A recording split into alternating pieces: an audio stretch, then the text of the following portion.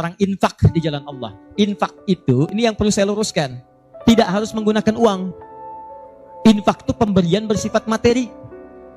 Makanan itu infak, pakaian itu infak, buah-buahan itu infak. Silahkan berbagi, walaupun gak ada uang, bisa kita gunakan dengan yang lain.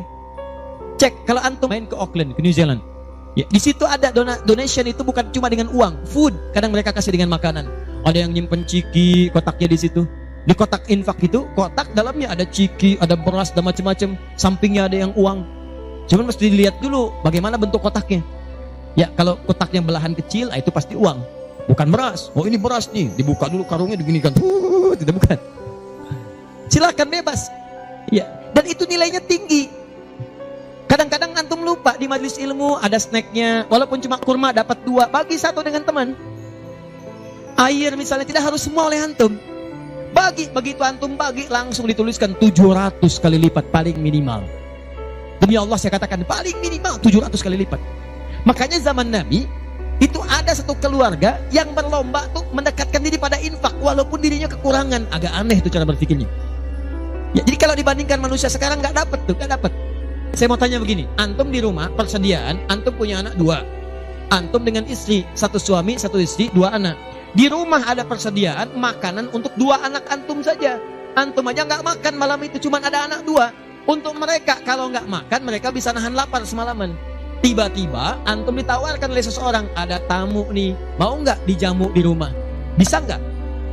Pertanyaan saya, kalau ada orang yang datang seperti itu ke tempat antum, Mas, ini ada tamu, saya nggak bisa jamu, bisa nggak antum jamu? Di rumah antum cuman ada makanan untuk anak-anak, antum pun nggak bisa makan. Pertanyaan saya, dijamu nggak teman itu? Kenapa diam? Wahai ahli surga, kenapa diam? Lihat cara berpikirnya. Kalau cara berpikir kita hanya ke makanan saja, maka kita katakan, Ustaz, anak saya aja dapatnya makanan seperti itu, kami pun gak makan, bagaimana bisa diberikan pada tamu? Tapi cara berpikir Tolhah dan keluarganya agak beda. Begitu Nabi katakan ada tamu, kita datang langsung angkat tangan, duluan ngangkat, padahal yang lain banyak yang punya banyak makanan. Tapi cara berpikirnya, kapan lagi saya dapat 700 lebih? Kapan lagi saya dapat? Diangkat langsung tangannya. Ya Rasulullah, saya. Sebelum yang lain ngangkat, angkat tangannya. Maka diantar kemudian ke rumahnya. Sampai di rumah, istrinya dikatakan, duhai sayang, ada titipan Rasulullah. Bahasanya bukan ada tamu, ada titipan Rasulullah. Allahu Akbar. Ada titipan Rasulullah. Maka istrinya langsung membaca, saya paham. Saya bertugas menidurkan anak-anak dulu, tidurkan. Yang suaminya menyiapkan makanan. Begitu sudah jadi, kata suaminya kepada tamu tadi, Anda silahkan makan di sini, saya temani dulu istri saya. Gak enak rasanya meninggalkan sendirian. Begitu temannya makan, dia berpura-pura makan di bilik yang lain, membunyikan bunyi-bunyi seakan-akan makan. Begitu sudah kenyang, tanpa mukaddimah yang lain langsung pamit. Terima kasih sudah menjamu saya, semoga Allah berikan pahala. Pamit malam itu juga. Begitu selesai pamit, subuh-subuhnya datang menghadap pada Rasulullah pagi-pagi. Apa yang terjadi? Turun ayat Quran surah 59 ayat 9 sampai 10 itu. Walladzina tabawwa'ud dar, sampai ke kalimat wa yu'thiruna ala anfusihim walau kana bihim khasasah. Tuh cara berpikirnya. Jadi kalau antum melihat peluang seperti ini, enak teman-teman sekalian, banyak sekali. Tidak harus uang, pakaian, makanan, macam-macam. Jadi kalau antum beli buah tuh, antum beli 5, di rumah ada 3 orang, berarti antum mesti sadar Allah titipkan yang 2 lagi untuk peluang infak antum. Bukan untuk antum habiskan semua. Kok bisa orangnya cuma 3, beli mangga 5? Siapa yang menggerakkan antum untuk beli 5 mangga? Orang cuma 3, berarti yang 2 lagi itu Allah gerakkan untuk mendapatkan pahala. Ada peluang di situ. Lu kepada siapa ya Rasulullah saya berikan? Kepada siapa ya Allah saya infakkan? Ini yang sering keliru. Kata Allah langsung turun, fi sabilillah, yang utama itu 5 dulu. 5. Kalau Anda temukan 5 ini, dia peluang infaknya sangat tinggi untuk diberikan. Siapa mereka ini? Ada di Quran surah kedua ayat 215, paling kanan sebelah bawah. Yas'alunaka madza yunfikun. Mereka bertanya pada Muhammad sallallahu alaihi wasallam, ya, awas, apa yang harus kami infakkan? Pada siapa? Maka turun jawaban, qul ma anfaqtum min khair. Katakan kalau mau infak mesti yang paling bagus. Ini kaidah pertama. Awas, ada peringatan di Al-Baqarah ayat 267. Wala tayammamul khabitha minhu tunfiqun walastum biakhidhihi illa an tughmidu fi. Jangan kamu infakkan pada orang lain yang kamu tidak suka. Melihatnya aja kamu nggak suka, dikasih orang. Antum punya uang 50.000 2, 1, wah masih keras, bagus, luar biasa. Masuk dompet enak dilihat.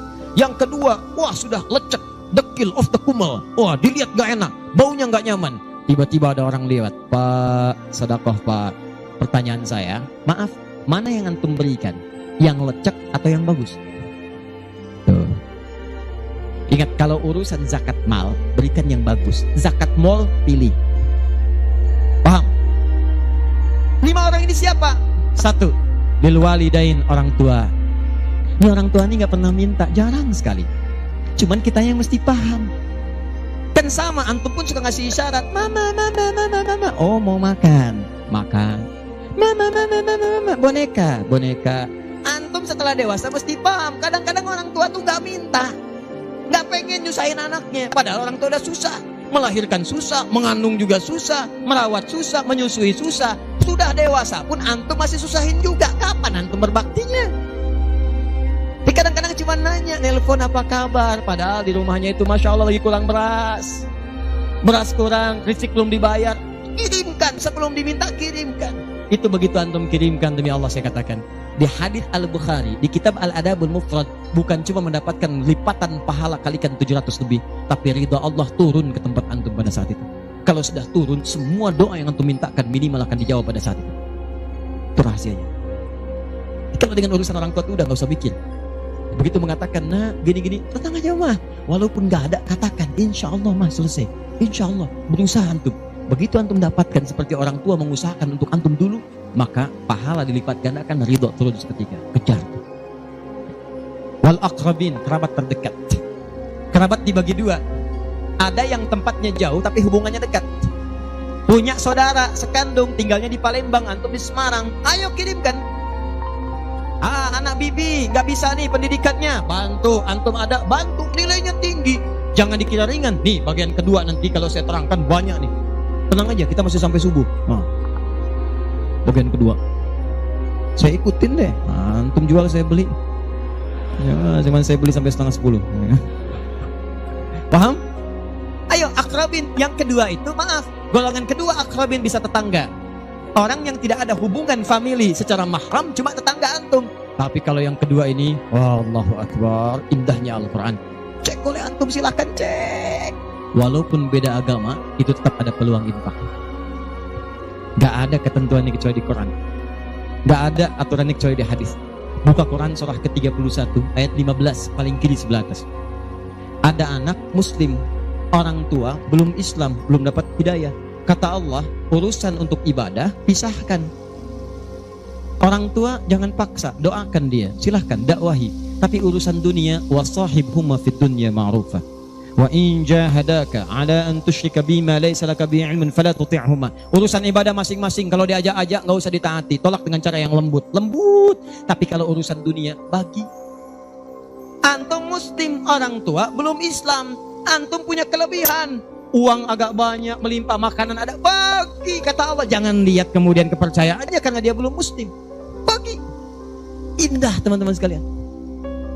Dan itu ada pahalanya. Begitu antum berikan, masuk yang halal. Begitu halal masuk, kan haram keluar. Kan cara berpikirnya begitu. Halal masuk, yang haram keluar. Begitu keluar, sekat di hatinya terbuka. Karena yang haram itu saat masuk di hadis Muslim, haram masuk naktah sauda, noda hitam. Noda menutup. Kalau masuk jadi daging dia. Antum misal, iyadzubillah, bukan antum, ada orang lain konsumsi yang haram. Yang haram masuk ke dalam mulutnya, masuk ke tubuhnya, beredar dengan darah, jadi daging, masuk ke telinga. Quran surah 6 ayat ke-25. Wa fi adhanihim waqra, di telinganya ada sumbatan. Maka yang haram cepat kedengaran, yang halal susah. Masjid dekat, suaranya dekat, Allahu Akbar, susah. Tapi konser yang macam-macam, yang joget, yang ini, yang itu, nyampe tuh konser di Jakarta dari Semarang tembus ke sana. Wa ada absarihim ghisyawah, masuk ke mata jadi penghalang, nutup. Quran surah kedua ayat ke-7. Gak kelihatan. Orang ke masjid itu bukan gak kelihatan, nampak, cuman gak ada dorongan. Akhi, ayo ke masjid. Ya, alhamdulillah, nanti. Padahal yang besar lewat, kecil lewat. Yang paling aneh itu begini, kok bisa antum lewat depan masjid padahal bisa lewat jalan lain? Kenapa Allah antarkan sampai lewat depan masjid? Jadi kalau sudah Allah antarkan ke tempat-tempat yang baik, belum ingat Allah juga, antum mesti diantarkan kemana lagi? Kok bisa antum lewat dengar adzan, padahal bisa antum lewat jalan lain gak kedengaran adzan? Kenapa kemudian yang dengar antum?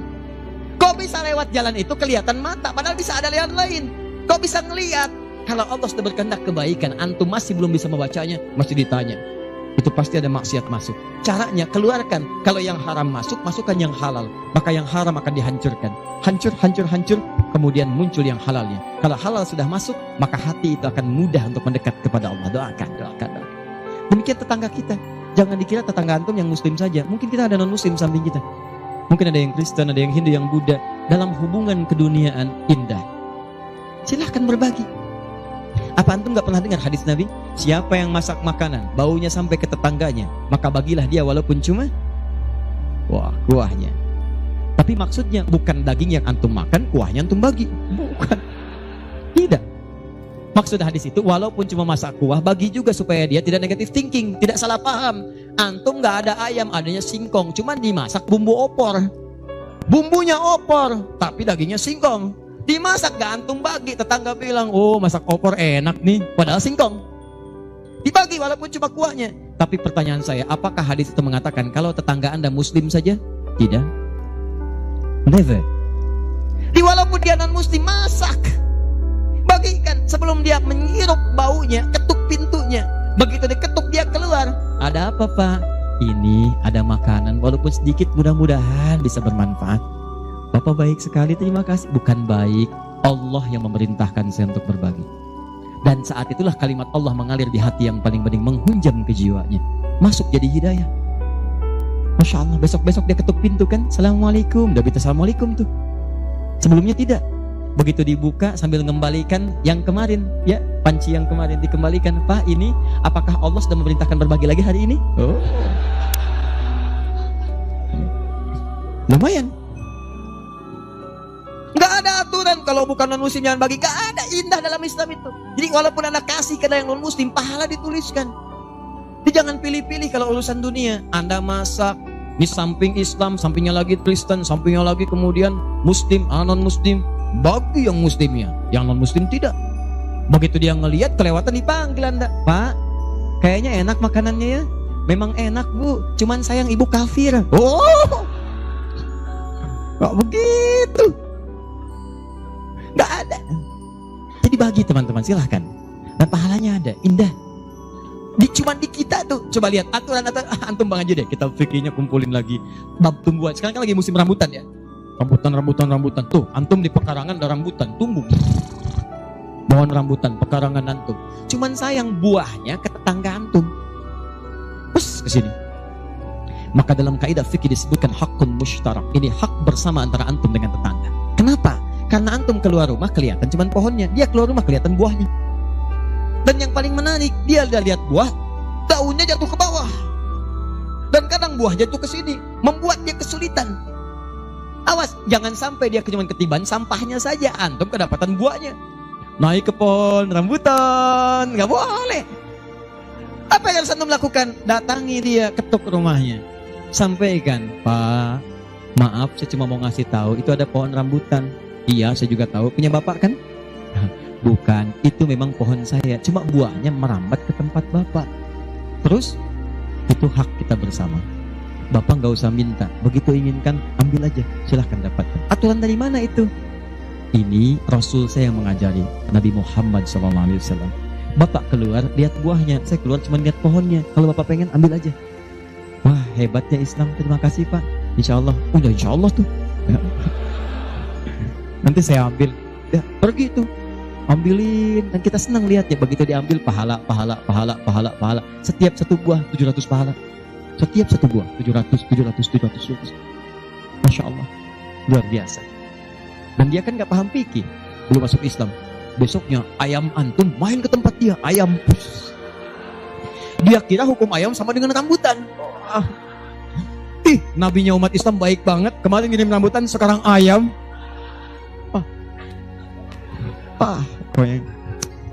Mungkin ayam itu akan menggendong antum ke surga ya? Infak tuh.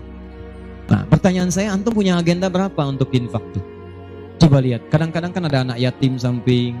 Gak usah terpikir banyak uang. Pakaian, buka tuh pakaian antum, masuk ke kamar, buka. Begitu dibuka, berapa banyak koleksi pakaian antum? Coba cuma pesen satu aja. Mohon maaf ya, maaf sekali, jangan sampai ada pakaian walaupun sehelai itu yang belum pernah dipakai ibadah. Usahakan setiap yang kita gunakan jadi saksi di akhirat bahwa dia pernah dipakai ibadah, karena semua akan bicara. Tuh lihat kaos, bagian dalam, celana, bagian luar, cek lagi semua. Dan kalau sudah itu antum pakai, ada yang lain gak kepake, bukan gak kepake. Boleh jadi itu dititipkan oleh Allah kepada antum untuk menjadi pahala antum dengan itu. Sebab mudah bagi Allah menitipkan pada yang lain. Kenapa dipilih antum? Seberapa bagian pahalanya? Jelas?